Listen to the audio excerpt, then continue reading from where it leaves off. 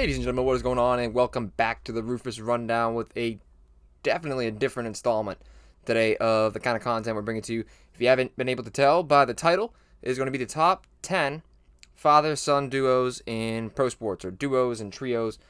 Can vary depending on where I have it ranked, but I'm going to rank them 10 all the way up until 1, and it was kind of inspired by the whole Ken Griffey Jr. documentary and Father's Day and everything, so I figured I'd give this a whack. I hope you guys enjoyed. Be sure to like and subscribe to the channel and check out the rest of my content. Also, be sure to follow on Twitter and Instagram at Rufus Rundown. Hope you guys enjoyed the video. If I missed any duos or trios that you guys thought I should have added to the video, be sure to drop it in the comments down below. Hope you guys enjoy. So, starting off the list, we have Pat Mahomes the first and Pat Mahomes the second. Now, Pat Mahomes the first really never put anything like incredible together in terms of a stat line. He was able to stay in the majors for 12 years. I don't really know how. Really wasn't that spectacular of a career, and really it wasn't even like it was mediocre at the sense like most of the time he was hanging around a 5 and change ERA, even higher at times. He did have a season in there with the Mets where he actually had a decent go at it with like a 3.68, I believe it was, but he never really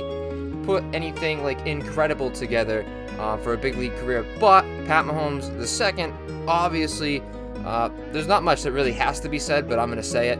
He's the best quarterback in the NFL, hands down. The league has not been able to adapt to him. Has, probably the most potential I've seen in a very long time to become the greatest quarterback ever. Is already, like I said, already hands down the best QB in the league, best talent in the NFL, most exciting, person and player to watch in the NFL. I think he's got a great head on his shoulders. I think he's a very mature leader, and I think he's even better quarterback, or just as good of a quarterback as he is a leader. One-time MVP, one-time Super Bowl champ, the most recent Super Bowl champ and MVP, as well as a 2-time Pro Bowler. It's hard to look past anybody in the NFL before you look at Pat Mahomes as the best player, hands down, in the NFL.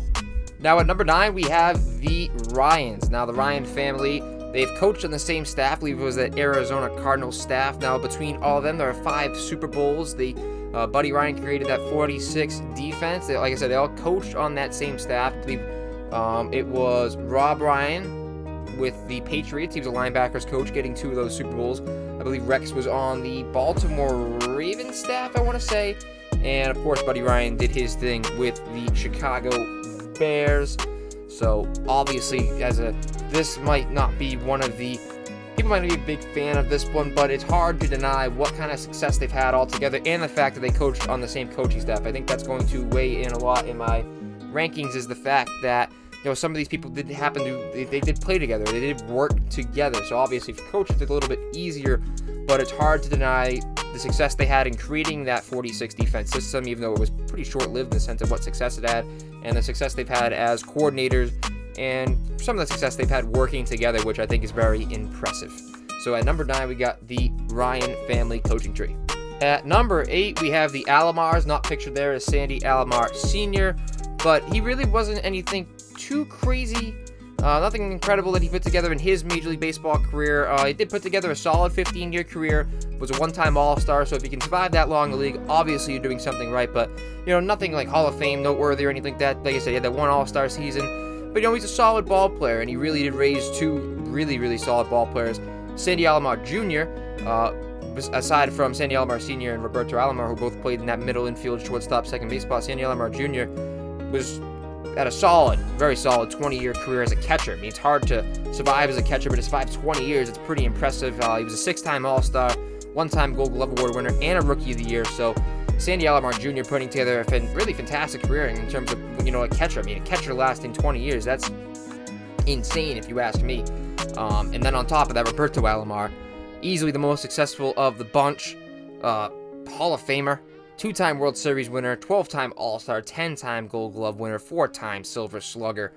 So he takes most of the fame in that family in terms of just everything, really. Statistically, overall, Roberto Alomar, an incredible Hall of Fame player. But then again, don't sleep on Sandy Alomar, because it's very difficult for catchers to survive in Major League Baseball. And the fact that he was able to make it 20 years is pretty damn impressive. So at number 8, we have the Alomar family in Major League Baseball. At number 7, we have another baseball duo this time, and obviously most people are going to know this was coming on the list. A little bit of a shaky relationship at times, I think especially recently. I'm not sure what they've patched together. I'm not sure how the relationship is now. I know some things had gone on, but aside from that, we're going to talk on-field performance and two of probably the most entertaining power hitters we've seen in a very long time. I know Prince used to take BP on the field with Cecil. Cecil's a 3-time All-Star, 2-time Silver Slugger, 1-time World Series champion. Very entertaining, great power hitter. Had a 50-plus home run season once and had a lot of seasons where he did hit the long ball plenty of times. Finished second in MVP voting twice. And then you take a look at Prince Fielder, the kid. He's a 6-time All-Star, 3-time Silver Slugger. Just incredible power. One of the most entertaining power swings I think I personally have seen, because I didn't really get to watch a lot of Cecil with my age, but Prince was just so entertaining to watch. Home run derbies. When he put the ball, he didn't hit cheap home runs. He got all of it. The same with Cecil. And he will actually, Prince Fielder, make the most money of any MLB player in 2020 because of, guaranteed money and contracts. So just unused labor right there by, I believe it was the Texas Rangers that will owe him $20+ million in this upcoming 2020 season, if we even have one, because according to reports I've just read, again, the MLB Players Association declining the counteroffer from the MLB. But anyways, number 7, two great power hitters, the fielders Prince and Cecil, in at number 7. At number 6, I think it's another one that I think we're getting into the area where we know it's a matter of order, but we all know that these guys are going to be listed. It's Dell, Seth, and Steph Curry. Now, Dell Curry was a 1-time Sixth Man of the Year award winner. In his time in the NBA, was one of the better three-point shooters. He was a solid role player for most of his career.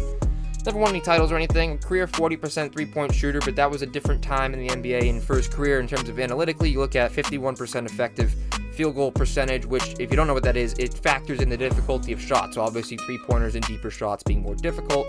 So it gives different point ratios, and obviously, if you're a more effective shooter from deep, it's going to account for that in terms of how effective you are shooting from the field. So effectively making half of his shots, essentially, was Del Curry for most of his career, which is pretty impressive in the amount of time that he put in the NBA.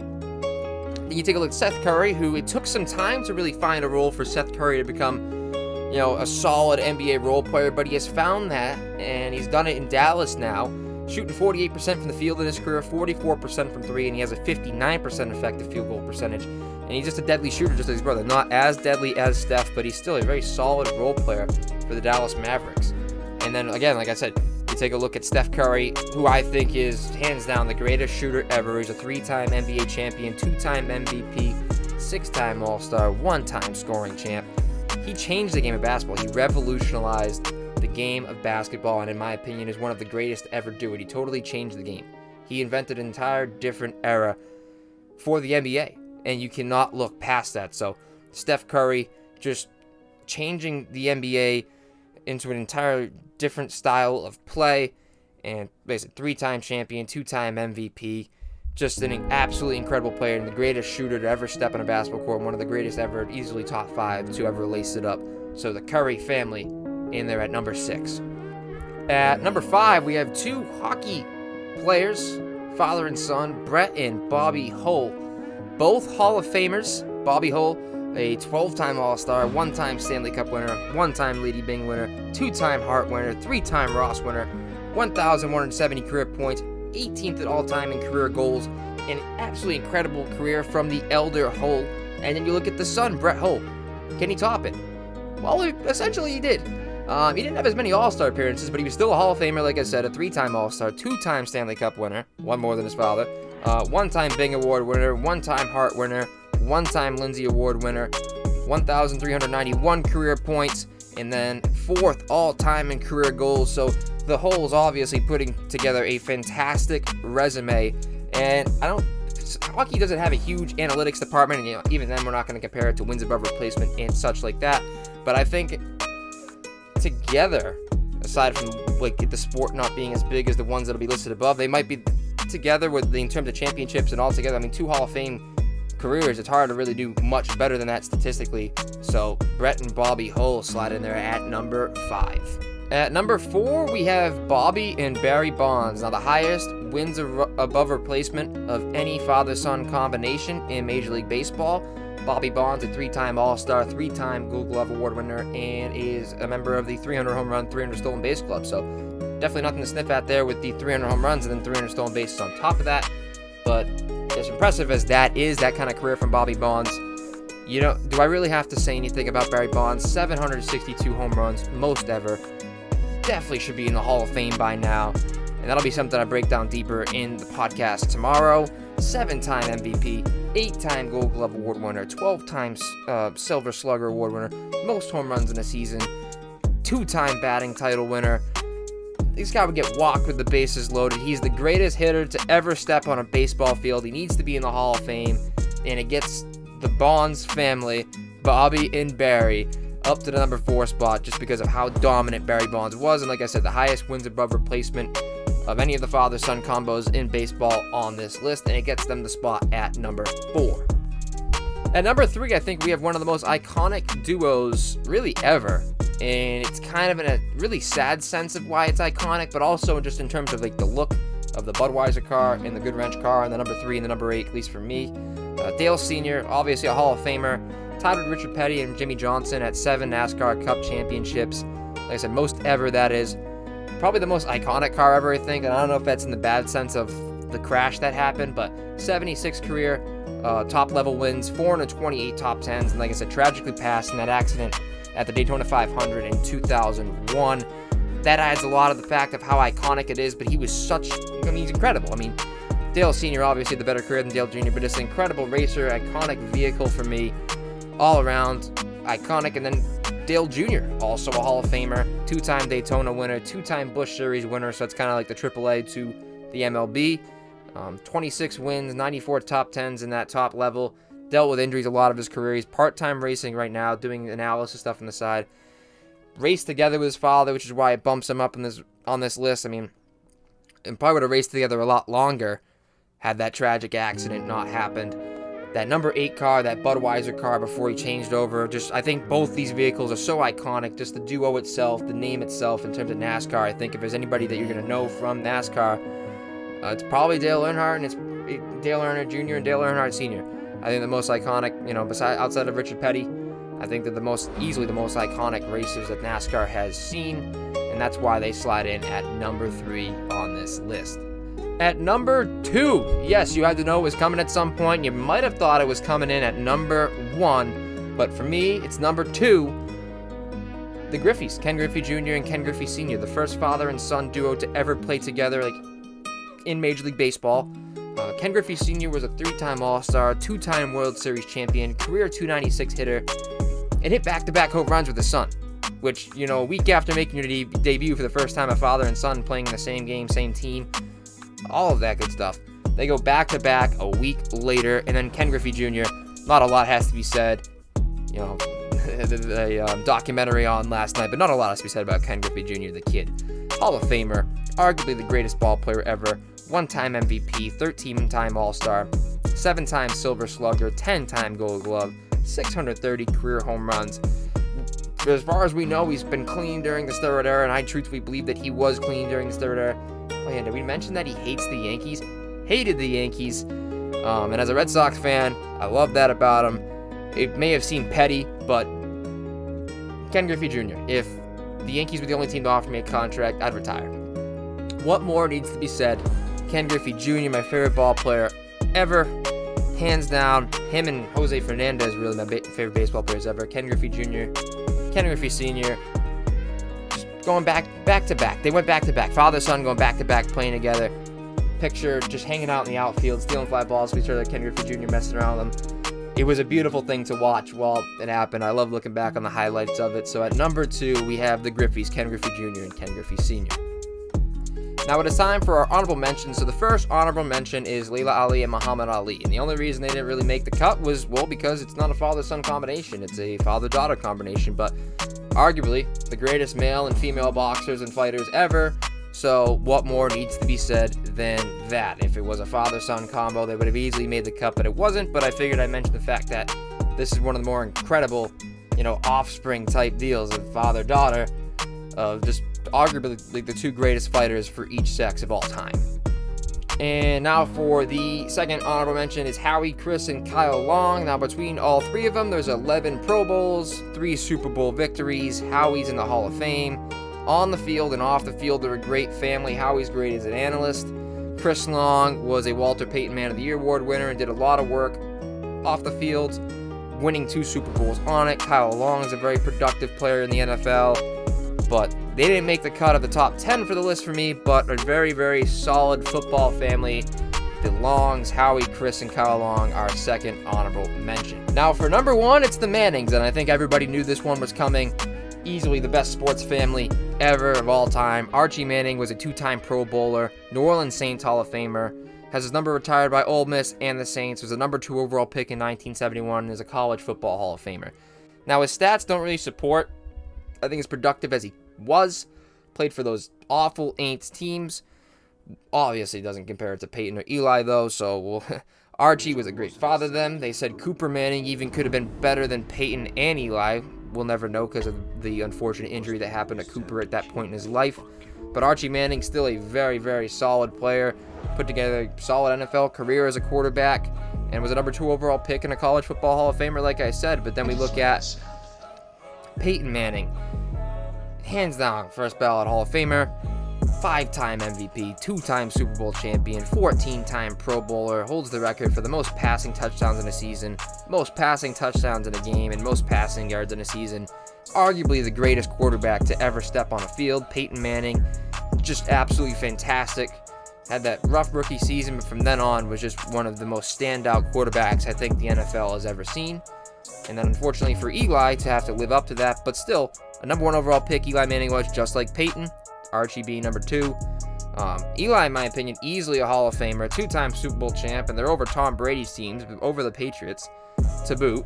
2-time Super Bowl MVP in those Super Bowls over, like I said, Tom Brady, which is impressive on its own. 4-time Pro Bowler and holds the Giants record for passing yards and touchdown passes. So, I mean, he's got over 50,000 career passing yards. His record isn't that great as a quarterback, but still, 2 Super Bowls for the Giants, and of course they're over Tom Brady. So Pats fans, I don't care what you say, if you want to element into the Hall of Fame, then you better expect Eli Manning to make the Hall as well. I think he's easily a Hall of Famer, and this whole family really. College Football Hall of Fame, 2 NFL Hall of Famers, there should be 2 NFL Hall of Famers, easily going to be 1. Between them, 4 Super Bowls, 3 Super Bowl MVPs, just 20 Pro Bowls. I mean, it's incredible what the Mannings were able to do. So hands down, I think they're the best sports family and top trio.